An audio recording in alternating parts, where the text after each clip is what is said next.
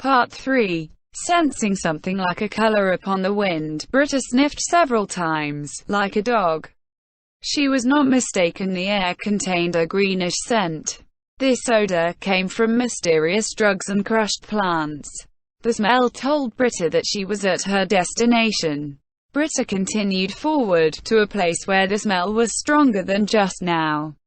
Peering left and right, she walked on until she was in front of the largest house. This house was different from the others around it, which were designed with a shop area in front and a work area in the back. It seemed to have been built from the ground up as a workshop. She knew that she had arrived from the sign that hung above the door and outside the place. The bell mounted on top of the door rang surprisingly loudly as she pushed open the front door. After she entered, she found herself in something that looked like a guest lounge. There were two facing benches in the middle of the room, cabinets of books on the walls, and ornamental plants in the corners of the room. As she stepped into the lounge, a voice called out, "Welcome." It was a male voice, though it sounded too young to belong to a man. Looking around, she saw a teenage boy standing before her, dressed in a beat-up set of old work coveralls that were stained with juices from crushed plants. His blonde hair covered half his face, so it was hard to guess his age, but from his height and his voice, he should be in puberty. Although he was a teenager, Britta could still guess his name. Apart from the fame of his grandmother, he had become one of the few notable people in Irantal by virtue of his innate talents. Neferia Beria-san. Yes, that's me. The boy Neferia nodded and asked, "May I know what business you have here?" "Ah, yes. Hang on a bit." Britta retrieved the folded slip of paper the innkeeper had passed her and gave it to the boy. Upon receiving the piece of paper, Neferia opened and read it. "I see. So that's what's going on. Then, can I see the potion?" Britta took out the potion and handed it to Neferia, who brought it so close to himself that his hair covered it. The atmosphere changed. Neferia swept his hair away, revealing a handsome face, which would surely break the hearts of many girls. However, within that youthful face of his was a pair of steely eyes. It was hard to imagine that someone who spoke and acted like he did could have eyes like that. Those eyes sparkled with excitement. Neferia shook the potion bottle several times and nodded. "Forgive me, it's not convenient to speak here. Could you follow me inside?" Britta agreed, and under Neferia's guidance, she soon arrived at a messy room. Still, she thought that way because she lacked professional experience. On the table were round-bottomed flasks, test tubes, distillation equipment, mortars, funnels, beakers, alcohol lamps, balances, a bizarre-looking pot, and various other items. The shelves on the walls were filled with mysterious herb and mineral samples. An acrid odor hung in the air. It seemed potentially dangerous to one's body. The person who was already within the room stared at the two people who had barged in. She was a very old woman, and both her face and hands were heavily wrinkled. Her hair, which reached to her eyebrows, was pure white. Her work clothes were stained with even more green residue than Neferia's, and she smelled heavily of grass. Neferia, who had just entered, called out to the old lady. "Granny. What is it? What is it? I can hear you even if you don't shout. My ears are sharp, you know." Neferia only had one grandmother, who was renowned as the greatest herbalist in this city, Lizzie Beria. "Come take a look at this." Lizzie accepted the potion Neferia offered her.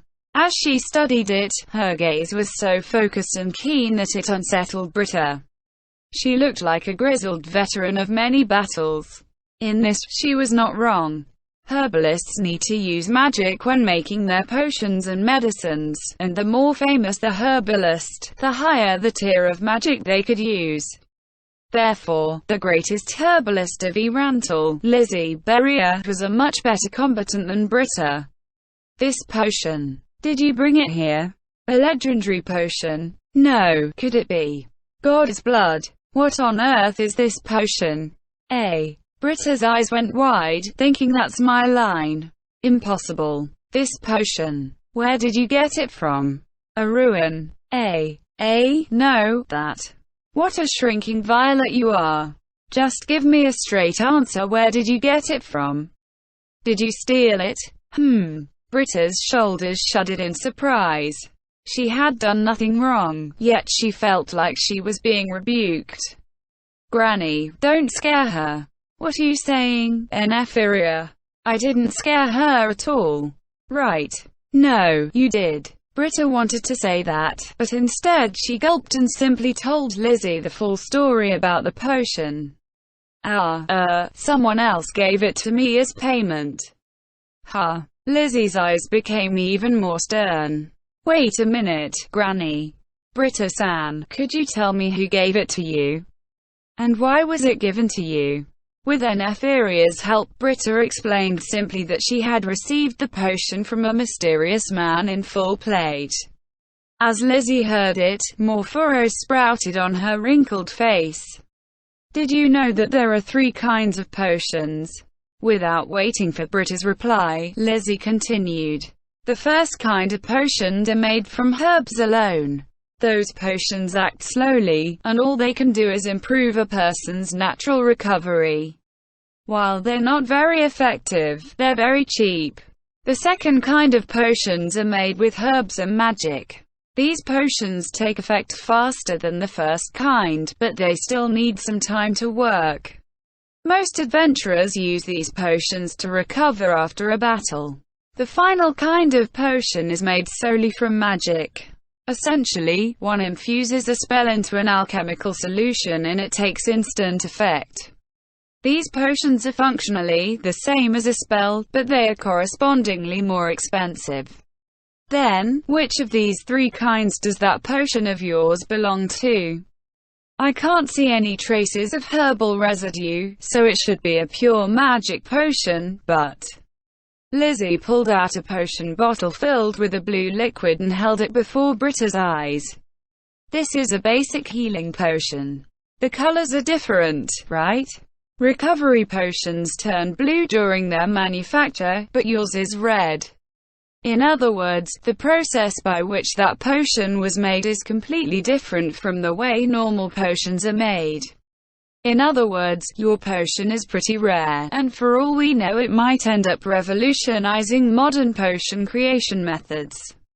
Well, you might not realize it for a while. After saying that, Lizzie cast a spell. Appraisal magic item. Detect enchant. After casting the 2 spells on the potion, a look of shock and anger appeared on Lizzie's face. Fuaha. Suddenly, crazed laughter echoed through the narrow room. Lizzie slowly raised her head, a terrifyingly mad smile on her face. Britta was so frightened by the sudden change in Lizzie that not only could she not speak, she could not even move. Is that what it is? Look closely at this potion, Neferia. This is the perfected form of all potions. It's right here. We herbalists, alchemists, everyone in the business of making potions have studied for so long and accumulated so much experience, but yet we have not been able to achieve this idealized form. Lizzie's cheeks were red from her excitement, and she was huffing and puffing. However, she maintained her death grip on the potion bottle as she brought it before Neferia's eyes. Potions will deteriorate over time, am I right? Of course, that's common sense. In stark contrast to Lizzie's excitement, Neferia was calm.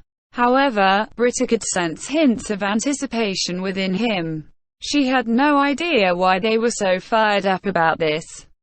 She keenly felt like she had been swept up into a storm that shook the heavens and the earth. To think she had brought a potion here that could put such an excited look on the face of Irantal's greatest herbalist.